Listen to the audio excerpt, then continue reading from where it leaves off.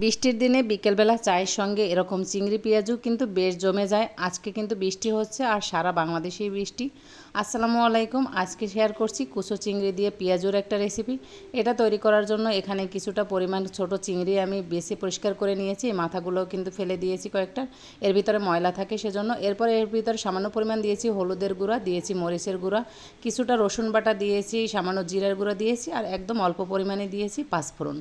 এরপর বেশ কয়েকটা কাঁচামরিচ এখানে কুচি করে দিয়েছি। এখানে শুকনো মরিচ দেওয়ার কারণ হচ্ছে চিংড়ি দিয়েছি সেজন্য এটা একটু ঝাল ঝাল হলে কিন্তু বেশি ভালো লাগে।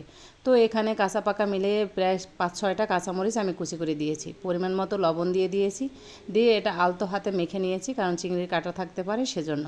তো আলতো হাতে এই মশলাটার সঙ্গে চিংড়িটাকে মেখে নিয়ে এদিকে আমি ডাল বেটে রেখেছিলাম আগেই। আজকে এটা মসুরের ডাল দিয়ে করেছি, সেই ডাল বাটারটা দিয়ে দিলাম।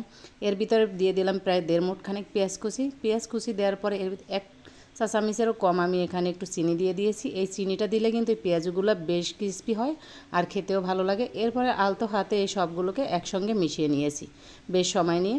মিশানো হয়ে গেলে আমি এদিকে চুলায় কড়াই বসিয়ে দিয়েছি, তেল দিয়ে দিয়েছি। তেলটাও কিন্তু গরম হয়ে গেছে।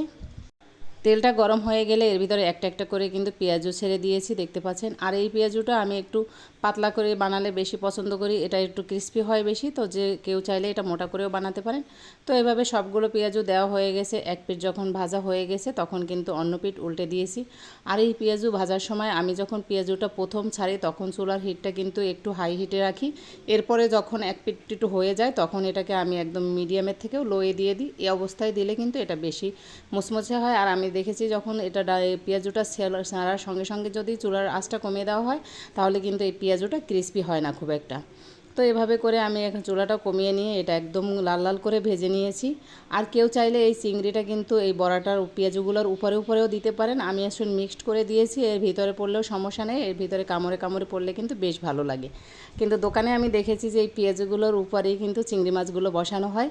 তো এবার দেখেন এটাকে আমি একদম ব্রাউন কালার করে ভেজে নিয়েছি।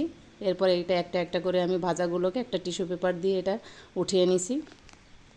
তো এভাবে করে সবগুলো উঠানো হয়ে গেলে আমার যে আরও বাকি যতটুকু ছিল ততটুকু আমি একে একে দিয়ে দিয়েছি। এভাবে করে আমার যতটুকু ডাল বাটা ছিল ততটুকু দিয়ে আমি 2 ব্যাচে সবগুলো ভেজে তুলে নিয়েছি। দেখেন সবগুলো কেমন হয়েছে দেখতে।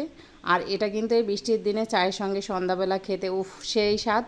তো এটা কিন্তু কামড়ে কামড়ে যখন এই চিংড়িটা পড়ে তখন খেতে ভীষণ রকম ভালো লাগে। অ্যাজ ইউজুয়াল পেঁয়াজু আমরা সবাই খাই, তবে কেউ চাইলে এভাবে এই রেসিপিটা একদিন করে দেখতে পারেন। আশা করি সবারই এভাবে তৈরি করলে ভালো লাগবে। আর চিংড়িটা এমনিতেই তো সবার পছন্দ। তো আজকে আমার বাসায় সস ছিল না, আমি কিন্তু এটা এমনিতেই এভাবেই খেয়ে নিয়েছিলাম।